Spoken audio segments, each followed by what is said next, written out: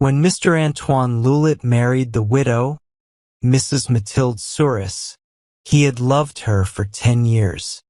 Mr. Souris was his friend from college. Loulet liked him a lot, but thought he was not very smart.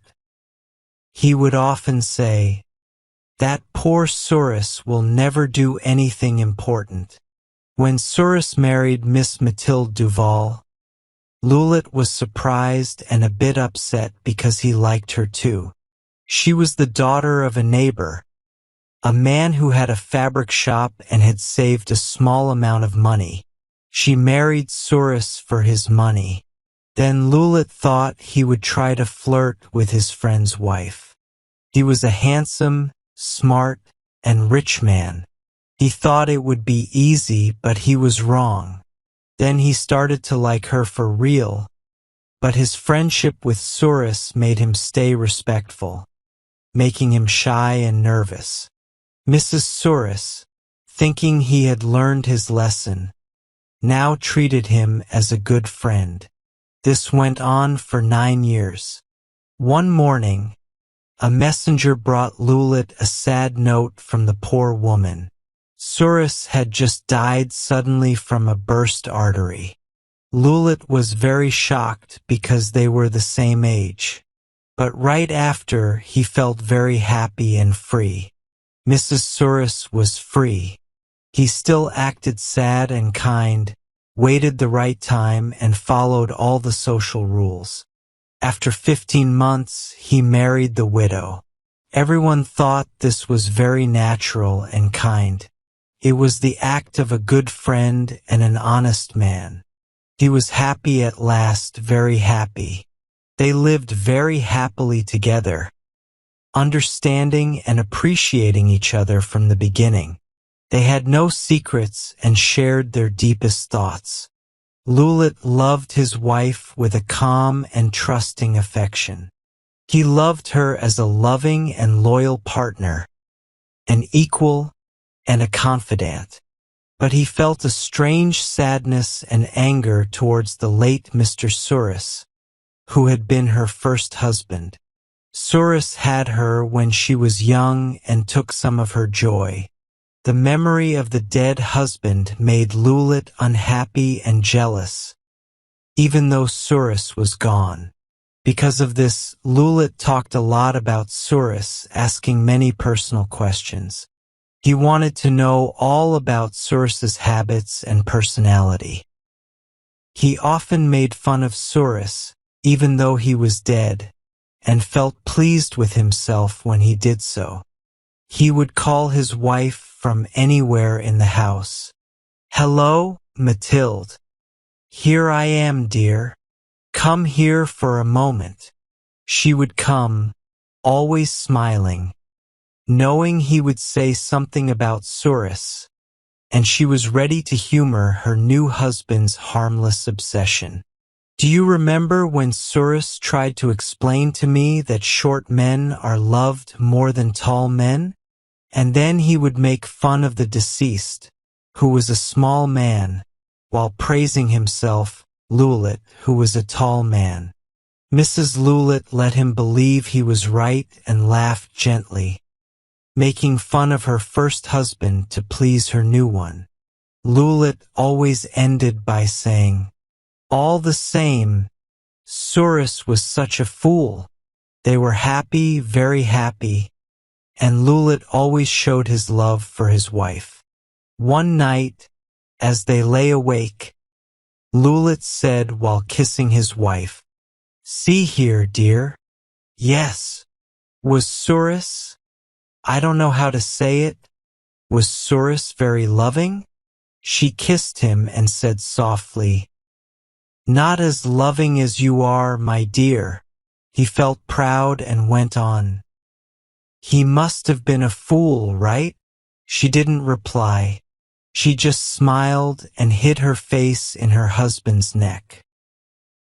"He must have been a fool and not very smart?" She shook her head a little, meaning no, not smart at all. He continued, "He must have been really annoying, right?"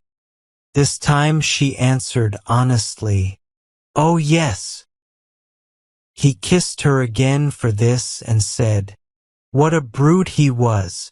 You were not happy with him?" "No," she replied. "It was not always nice." Lulit was happy, thinking about how much better her life was now with him compared to before. He was quiet for a while, then laughed and asked, "Tell me, what? Will you be honest? Very honest with me?" "Why, yes, my dear." "Well then, tell me truly, did you ever feel tempted to cheat on that silly Souris?" Mrs. Lulit said, "Oh," pretending to be shocked, and hid her face on her husband's shoulder again. But he saw that she was laughing. "Come on, admit it," he insisted. "He looked like a fool, that guy. It would be funny. So funny. Good old Souris. Come on, dear, you don't mind telling me of all people." He stressed me, because he thought that if she had wanted to cheat on Souris, she would have chosen him. He was excited to hear her say this, sure that if she had not been a good woman, she would have liked his attention. But she didn't answer, still laughing as if remembering something very funny. Lulit started laughing too, thinking he might have been the lucky man, and he muttered through his laughter, that poor Souris. Oh yes, he looked like a fool." Mrs. Lulit was almost crying from laughing. "Come on, admit it, be honest. You know I won't be upset." Then she stammered, almost choking with laughter, "Yes, yes, yes, what?" Her husband insisted, "Come on, tell me everything." She calmed down and whispered in his ear, "Yes, I did cheat on him." He felt a chill run down his back and to his bones. He stammered, shocked, You cheated on him? For real?" She still thought he was amused and replied, Yes, really." He had to sit up to catch his breath. He was so shocked and upset by what he had heard. She became serious, realizing too late what she had said. "With whom?" asked Lulit finally. She was silent, looking for an excuse. "A young man," she said at last. He turned quickly toward her and said dryly, "I didn't think it was the cook. I want to know what young man, do you hear?" She didn't answer.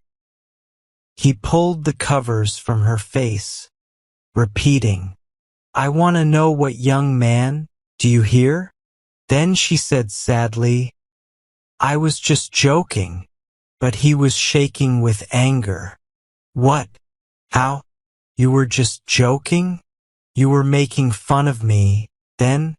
But I am not happy. Do you hear? I want the name of the young man." She didn't reply but lay there very still. He grabbed her arm and squeezed it, saying, "Do you understand me now? I want you to answer when I talk to you." "I think you are going crazy," she said nervously. "Leave me alone." He was very angry, not knowing what to say, and he shook her hard, repeating, "Do you hear me? Do you hear me?" She tried to pull away quickly, and her fingers touched his nose. He got very mad, thinking she had tried to hit him, and he jumped on her, holding her down and hitting her ears hard, yelling, "Take that, and that, there, you wretch." When he was out of breath and tired, he got up and went to the dressing table to make a glass of sweet water with orange flower, because he felt like he might faint. She was crying in bed, sobbing bitterly, feeling like her happiness was over because of her own mistake. Then, through her tears, she stammered, "Listen, Antoine. Come here, I told you a lie, you will understand, listen." Getting ready to defend herself now with excuses, she lifted her messy head with her nightcap crooked. Turning toward her, he came closer, feeling ashamed for hitting her. But deep in his heart, he felt a strong hatred toward this woman who had cheated on her first husband, Souris.